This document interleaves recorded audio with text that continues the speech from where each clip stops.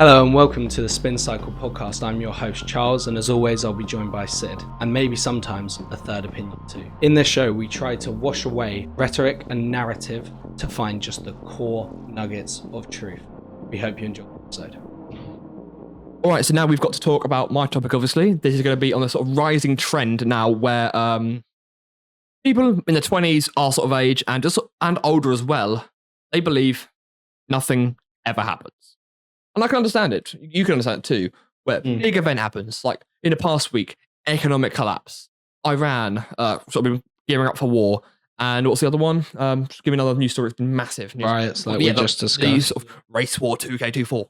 Nothing ever happens. Now this is very easily you can see. This sort of comes from, I believe it was 2014 when it first sort of started. There was a I believe an economist who sort of coined the term to begin with, but this sort of now gained its prevalence definitely on the right wing. I believe it started in through 4chan, where no matter what happens, nothing truly ever happens. On the main one, where I think it is because no matter what you do, right? You start a day, clock in, clock out. Economic collapse, you're clocking in, you're clocking out. War in the Middle East, clocking in, clocking out. And that sort of breeds that feeling where truly nothing ever happens, no matter how hard we want things to happen. Because I believe, personally, I don't know about you, people want something to happen because they've got a boring life. What do you think? Yeah, I mean, so one thing I remember pointing out ages ago, that basically humans, we all know we're not at the start of human history, right? We all know we're not the first humans. So we all like to believe we're the last. Every single culture, every single society, and I believe every single generation thinks for some reason or another, it must be special because we're not the first. Yeah, like even I was talking to my father yesterday, and he's very sort of people who use this nothing ever happens, they'd use the term black pill, which comes from the Matrix and all that sort of. Black pill is like everything is the worst absolutely possible. And which black pill isn't actually in the Matrix. No, it's not. It's sort of the pill. Basically, it describes an ideology of you're fucked. You're always going to be fucked. You can't change it. You know what? If you think like that, it'll come true. As simple as it's just you think like that all the time. Yes, then everything will get all fucked because you don't want to think about the future because we're the last generation. So therefore, there's no point in us even bothering to fix the environment or fix all these things that are the issues at the moment. No, there's no point because we're the last generation that we're fucked. Humans are too greedy. Humans are too bad. And then what this is sort of saying, nothing ever happens. Now, this also, actually, to be fair, it could be for good things. Like this massive rise in AI. This is what we've been saying for like 20, 30 years. I can't wait. We have robots going everywhere. Brilliant. Now we've got this AI. It can mimic a human consciousness. It can mimic human consciousness very well. Has it changed society that much? Yeah, I mean, there's definitely an argument that it has, but I think, as you said, I think there's a lot of like, you can be like, well, yeah, because it's boosted productivity and it will change the workforce, yada, yada, yada. But at the very same time, we aren't going to have everyone starving to death because there's zero jobs. We aren't going to, that on a large scale, I guess, I guess nothing does happen, especially in the short term. I feel, that is one of the main other issues as well, is the reason why we think this, nothing ever happens, is because economic collapse, nothing happens on that day. We'll feel these sort of effects a month, a year from now, maybe 10 years from now. We'll feel the effects of what happened now.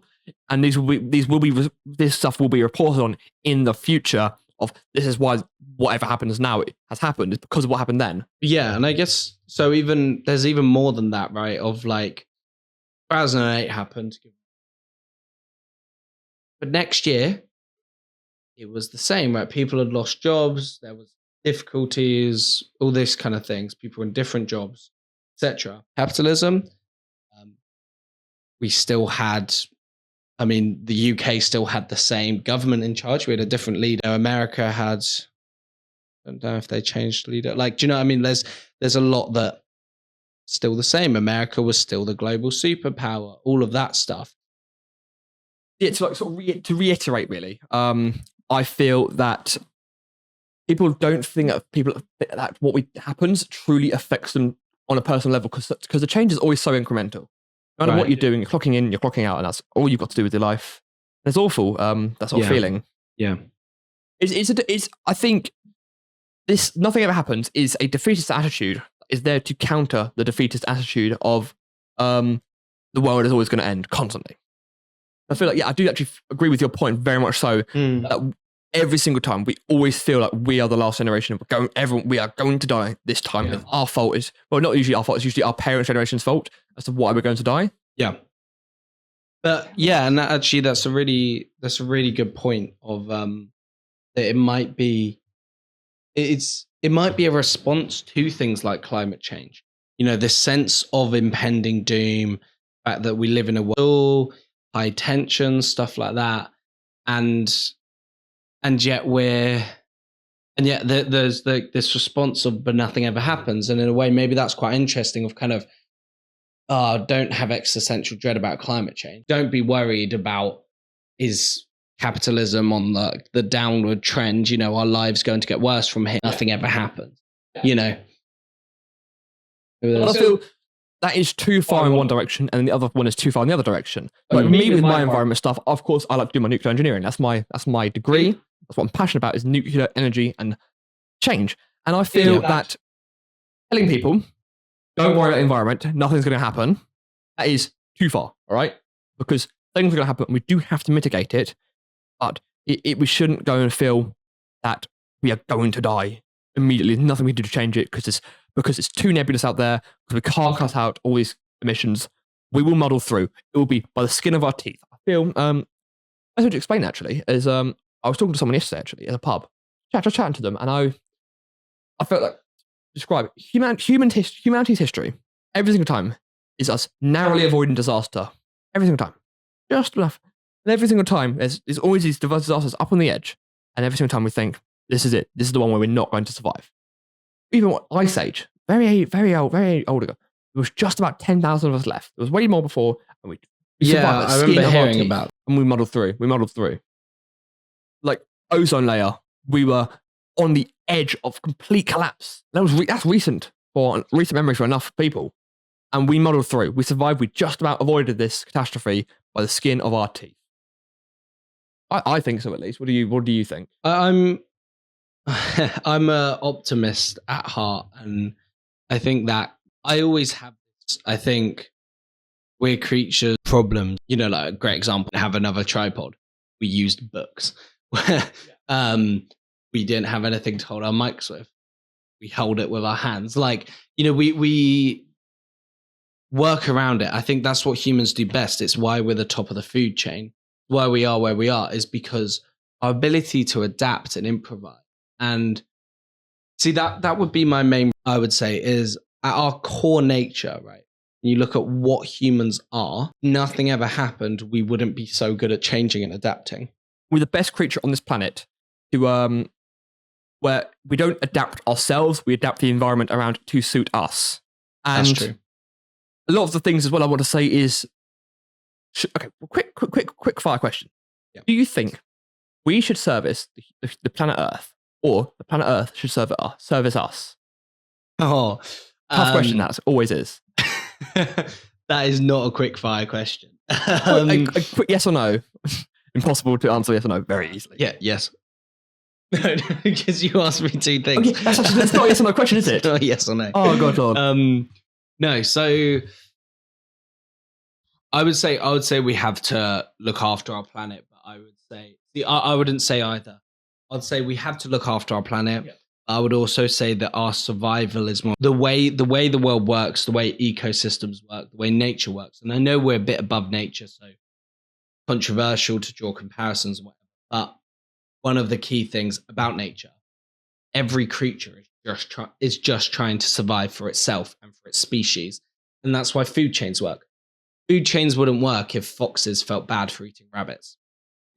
But rabbit populations would collapse as well because the whole food chain would go out. Foxes started feeling bad. But I think we also have a responsibility. The amount of damage we can do to the planet, we could collapse the entire thing. Therefore, no other animal has that power. No, a lion can't stop climate change. The fish can't clean up the plastic in the ocean. Only humans. And I think that does give us a level, because we need it. If we destroy the planet, that's it. We die. We have to protect. Screwed, definitely. We have to have clean air. We have to have working coral reefs. We have to have temperatures within a normal range. Like I believe, obviously temperatures also naturally cycle over. Is it tens of thousands or hundreds? Both. We also, right after this kind of artificial, humans will reach a point, I believe, in our future where temperatures will naturally rise, right? Yeah. And at that point, we need to artificially stop it. Okay, otherwise we won't be okay. So I think we have a responsibility, and not just for them, also for ourselves at the same time.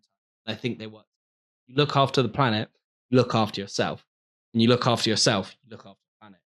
Yeah, we are all very much connected. I very much say to that point. Also, so our temperatures increased by 1.5 degrees since the Industrial Revolution. The surface planet has increased by that much on average, I believe. I actually don't know when the span started from. I think it is. I think it's from the 1900s. I think it might be though from what they expect our normal temperature, which since the 1900s shouldn't have changed. It shouldn't have changed, but it has, and maybe that might be a better temperature for us. Camera work. Fine. Cool.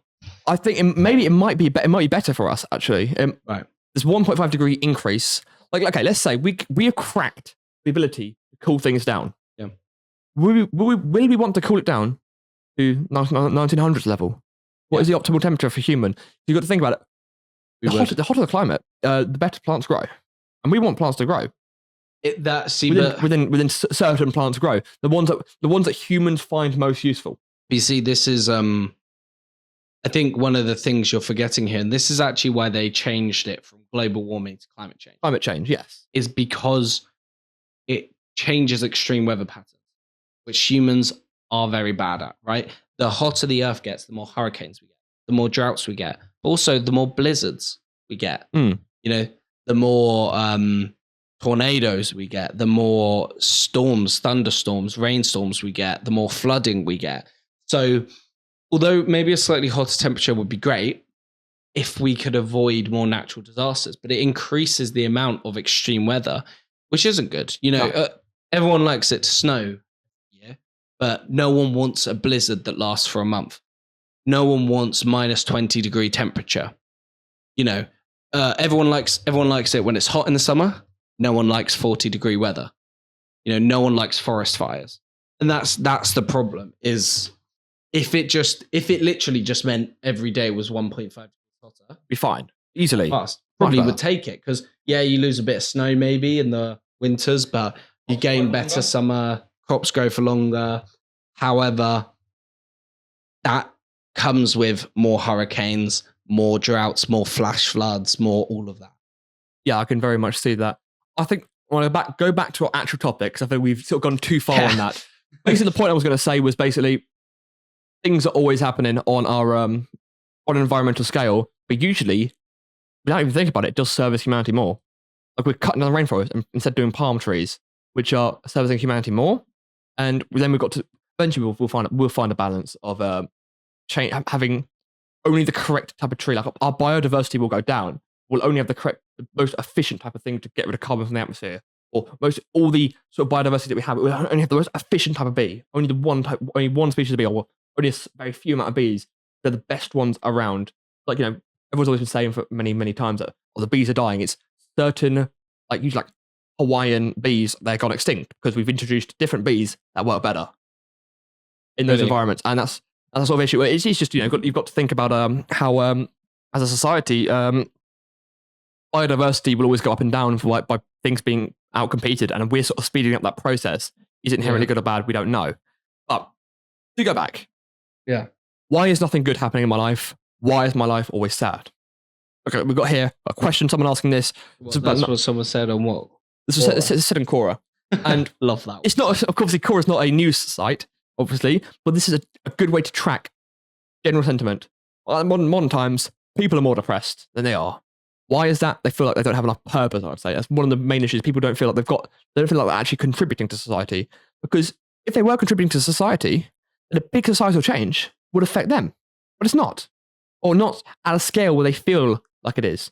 Like the economy going up and down, does the average person feel it on the day? I don't think they do. Well, and I think more to that. I think what you're saying, we don't feel like we contribute to society. Therefore, we don't have vested interests.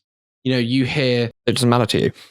I don't use one, so yeah, I that sentence is almost meaningless to me. Of course, as a human with a brain, I can think about the implications of that. I can feel empathy for other people, but I don't know. Maybe if I had more of a vested interest in my community, and I, spoke to Jimmy who lived next to me who used a food bank, or I volunteered once a month at a food bank, that would have so much more. Yeah, I can very easily see that. I feel like these sort of sentiments that I have definitely sort of not a big fan of society, or quite anarchist, and that is increasing. I feel personally it's increasing, and I think the reason why is people feel disillusioned from society. Why? Because we're not contributing. We don't feel like our jobs are meaningful. The baker, 1400s, they knew they were important. But some guy flipping burgers or some guy in an office, does he feel like he's making a meaningful contribution to society? All they're doing is contributing to the GDP number and making sure that the money, the number in their bank on their bank app is enough when they take out rent every month. And I feel like a lot of that, I don't want to make this a left-wing thing, but the Thatcherism attitude of individuality, one of the things she undeniably pushed for was individuality over senses of community. And I think that we live in a very individual-based society. Absolutely. Someone, I've worked in bars, stuff like that. I'm not there going, you know what, I'm glad I can, I'm just caring about me. Yeah, They're just caring about themselves, though. They can be arseholes. They don't care how my shift's going. They don't care if I'm getting paid well enough. You go to a bar, you go, oh, £6 for a pint, that's ridiculous. You don't go, well, at least the worker's getting paid a fair wage. Because they're not. Well, yeah. But you just go, it doesn't annoy you because of how that money's being spent. It just annoys you because on you that cost. You care about the personal part of it. Yeah. Also, I feel like how do I explain it? Yeah, I feel like we should try and. I personally believe we should think of ourselves as individuals within a community. All right, so we're definitely individualistic, but we shouldn't be afraid to pour a cup of sugar, that sort of stuff. That sort of feeling where we are individuals. Definitely, we've all got our own individual wants, needs, and desires, and also our own individual skills. We shouldn't try to do everything by ourselves. It's impossible. We can't live in society and do everything ourselves. Who's the first one? I think it's really interesting, especially here. His stance is kind of on individual liberties. Like your core belief, right, is individual liberty, almost anarchist type person of like. So it's really interesting hearing you argue at the same. I feel like the only reason why I consider myself more anarchist than others is because I feel like this stuff is gone, and I feel like I blame current society for this cultural, I guess, hegemony. Is everyone feeling the same? Always feeling like every single person, we can sort of look at them and that everyone has their differences, but they still represent the same core values. That is gone. I feel like I'd like to know that no matter what, my neighbours are always there for me. My neighbours are always there for me. My street's always there for me. My city's always there for me. And I feel like no one truly feels that anymore. I mean, maybe if you're in a very sheltered area, maybe you would still feel like that. Yeah. I definitely think we need a lot more of that. But you know what? I think a lot of this gets put on society unfairly. But I also think we don't take enough individuals. When you moved into your new place, do you have a house now at uni? Yes, I have a proper house at uni. Did you say hi to the neighbours? That is one of my things. I have not said hello to the neighbours. Why not? I feel it would be weird. To be fair, it would be weird now because I'm living in the same place for nearly 2 years. But this is my point, is that we as individuals didn't make the effort. So while we can complain that society behaves this way, we're society. Yeah, we are society. If we knock on our neighbour's door and say, hi, just moved in, just want to say hi, here's a bottle of wine or something, right? They're then likely to do that when they move. Yes. Their neighbours are then likely to do that when they move. And you start this whole trend. You, in a sense, Because Yeah, I can sort of very much see what you're saying there. I feel it's definitely on myself where I've got to. Well, I can blame society because I'm blaming all 7 billion humans in the entire world. When there's no point in me saying anything until I actually do something. Praxis. Leftists always talk about praxis, and that's something we need to actually do ourselves. Is do these praxis. Instead of actually just always blaming the entire society. Put things into your own hands. Sometimes, you can't do that for everything, obviously. We've got to sometimes do it for some bigger issues like the environment. We can do our own part, but it is, a lot of people it's basically certain amounts of like big government organizations or companies, basically the size of governments, they're the ones being the issues. yeah, I don't think our whole society's not one of those, but I definitely believe that we need we need to regain senses that are built for individuals. We don't have street parties anymore because no one hosts a street party. If you say, screw it, I'm having a street party, apply to the council and then go knock on everyone's door and say, I'm having a street party. Or don't apply to the council, just have one anyway. Fun. Come on. But, you can, you've just got to be the change. Sometimes you've got to be the change you want to see. Yeah, you've always got to be the change you've got to want to see. And then people say it for every single political thing. And it's true. But things just as simple as not even political, as sort of spiritually, this sort of stuff where this sort of spiritual community that we have of people we feel closeness and that sort of love and care from just anyone not around. People feel unsafe walking in the streets. If everyone knew everyone, you probably feel a lot safer because who's the dodgy ones. That no matter what, always that guy there who's walking past the other side of the street, he'd be there to help in case because everyone. Of course, I think it's from the cityization of the world. I thought there's a good word for it. Where everything becomes urban areas. Urbanization. That's the way. Urbanization. Cityization. You know what? You understood exactly what I meant is the issue. So, I think what I said was fine. But because this urban areas it's so population dense, that sort of feeling of community is just so hard to achieve because there's so many people there. Especially right now for us, we live in a university area. I don't know how many students are in Southampton. Do you know, top of your head, how many students are in Southampton? About 200,000. 200,000 in Southampton. Yep. How many universities are there in Southampton? One. Oh no, there's two. I'm only talking about University of Southampton. There's 200,000 people there. Good lord! I know I've got 7 universities. Wait, no. What am I on about? Sorry, this is 20,000. Okay, that's 200,000. What was I on about? I believe. I was going to say, I believe it's about 100,000 students in the Leeds area because there's 7 universities. Yeah, right. So I'm guessing there'd be about 50,000 in the Southampton area. I've got 7 universities. You've got 1. I've got 3. I've got 3. Okay. Yeah, so yeah, if you include Winchesters. There's so many people coming and going, and they're from all walks of life. They're so different. So it's very hard for me to sort of ingrain myself in the Leeds culture, which I live in, because I'm not raised there. I mean, I can learn to adapt over time, and I hope to eventually become part of that Leeds community.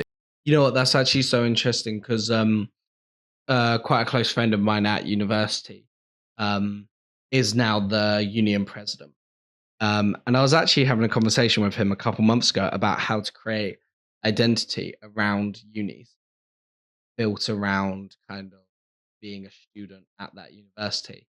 And it's so interesting because it's so difficult. And what's really weird is American universities have such a strong sense of it. You'll see them talking about it when they're 50 years old. They'll be like, yeah, I went to that college, that college football team. I'll watch them still on Sundays.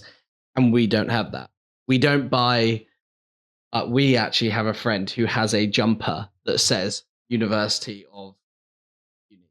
Really? Yeah. We see and we find that weird. Yeah. That is weird. America, they've got many flaws, but one of the things they're good at, right? They're good at idolization of things and people. Good at Absolutely. It. And it's a rallying point. It's like I always say, American politics, you care about the one person. No one here is jumping up in arms. Hey, Keir Starmer. Apart from you, you're the weird one here. Everyone's all like, hey, Labour Party. Hey, Conservatives. We care more about a sort of institution than we do care about individual things or items or collective of people. Our European culture is definitely built around collectives. Definitely, we're not really. We've lost our identity, and to go back, it is so hard to actually form a collective identity in a university because we're so diverse. We're so like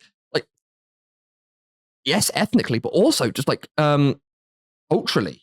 There's so many different cultural values brought to a university where you're sort of like supposed to like sort of repress your cultural values and just sit down and learn because it's easier to do. Then have all these things of like trying to integrate every single person. You're like, okay, well, in a university, you've got to follow English common law, and even if you don't agree with it, sort of like be quiet about it.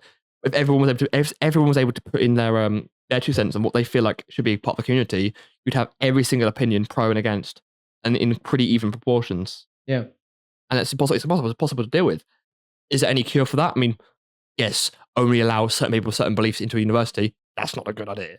No, and but I think you can take some sort of cultural community pride. There's community in that, or chosen to be at Leeds. That's one thing. You know, you all chose to go to that uni. All of that stuff. See, the closest I've got for my university, from my personal experience, is we do something called varsity. I think you're aware of varsity. You know, yeah, definitely. And we do it against our rival one, which is the university, Leeds Beckett, it's called. Now, in that time, you get a lot of patriotism for our university. We're the ones. Usually Leeds wins. Apart from this year, that was actually a scam. We were cheated out some 6 points. I'm not going to get into that because I'm pissed off because I was there when they cheated us out of the cup. They during that time, I can see definitely Leeds Beckett has a stronger community point because they've all got signs saying we're not winning because we don't have Daddy's money. Because University of Leeds is sort of portrayed as the really rich one. Is it really rich? Yes. Do I survive off Daddy's money? No. But there's a lot of where's my backy type. Don't remind me. But also Leeds itself, the Leeds students, they all sort of rally themselves behind drum and bass. Actually, that's a key cultural thing. Is drum and bass music. I don't like it that much. I play it. You can probably hear me. You can probably find videos of me playing it and enjoying myself. But that's not truly what I want to do. But it's such a big thing in Leeds. It's actually one of the key points of like if you look at like Hinge and stuff, you'll find people's main thing is they have to sort of signal. Here, I agree with the group. I enjoy drum and bass. Like I've got to signal that I'm part of the group. I'm part of the clique. I'm part of this community, which is drum and bass enjoys because it's such a massive thing. And I mean, at least we're able to find some sort of common ground to actually enjoy. That's a positive, at least. Yeah. But it feels very strange because it's not community for community's sake. You know, we're not welcome to like Devon. Here's all Devonites or whatever. Yeah, definitely. There is something we can't just unite under the idea of we're from. So Southampton, we have varsity, but it's nowhere, nothing like what you seem to be describing. We it's sell really out not massive stadiums. I'm going to put on screen the video I captured of it. Tenders there, and just the biggest crowd you've ever seen. We filled up 2 halves of a full size rugby thing.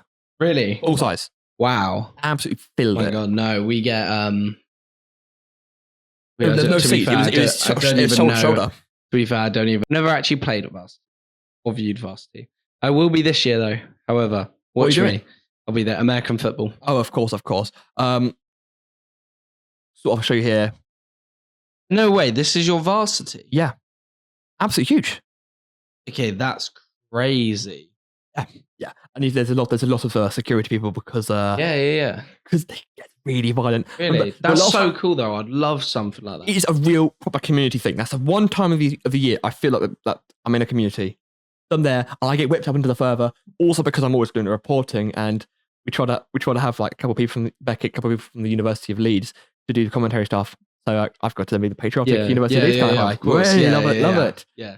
And it's a very good community thing, but community aspect is much less than it would be because you'd have that every week. Your local team playing in the football, you won't anymore. Like I've seen the. I think that's one thing that is still going about community. Football is English only community institution still standing, and you get the football hooliganism stuff, and that's well, it would have been like they're from the next county over, they're Bath. Anyway, they would have done that back then. They would have just beat up people from different counties. Now we only beat up people who support different teams. You get like, do have this. Yeah, and I don't enjoy football that much. enjoy the community out of it. Yeah. Lots of people are like, should we ban football hooliganism? It's the last thing that keeps us, I think, to this point. Well, I mean, The hooliganism, yes. But the only way they can ban football hooliganism, who said hooliganism. Hooliganism. It doesn't sound right, does it? The only way you can ban that is by banning football support, really. And it's sort of big. Let's all go out and drink loads, then go to the team, then go out and have a fight at the end. Maybe just try and minimize the fight at the end. Really, they'd have to ban all 3 points of it. Really, maybe we should try banning the fights. Well, this is always in the news, and you know what? Every single time this is in the news, I still think nothing ever happens. Big fight, stampede. People get like nothing ever happens. Maybe nothing. It feels like not enough happens. Basically, if I can see here, I've looked at the origin here. It says the phrase "nothing ever happens" has been used on 4chan's poll board, which of course I'm gonna have to say before anything. I kind of condemn the poll board because it's quite well, it's politically incorrect. That's actually what the whole point of it is. But it's happening ever since July 2014. Like here's an example here. Nothing ever happens in this shit. I can't take it anymore. Please God, make something happen. The world is boring as fuck.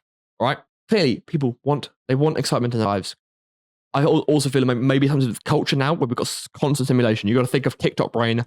TikTok brain does not work well with slow moving politics. Also, there's someone watching. Oh fuck. No, tell me what they're doing. So anyway, they wrote a book called The End of History. Yes. Or a paper. Something called The End of History. And basically, weirdly, I think they've been saying that since like the 1800s, though. Well, they've been saying that since. Okay, you are completely correct on that one. But everyone, as I said, if we're not the first group of humans, maybe we're not the last group of humans, but maybe we were the first group of humans that created society that will stay the same forever. Empires only last 250 years. That's what happened. That's on average. On average, yes. They could last millions. So shall we say, in conclusion, you're not special. Things do happen. You just don't want to think about it.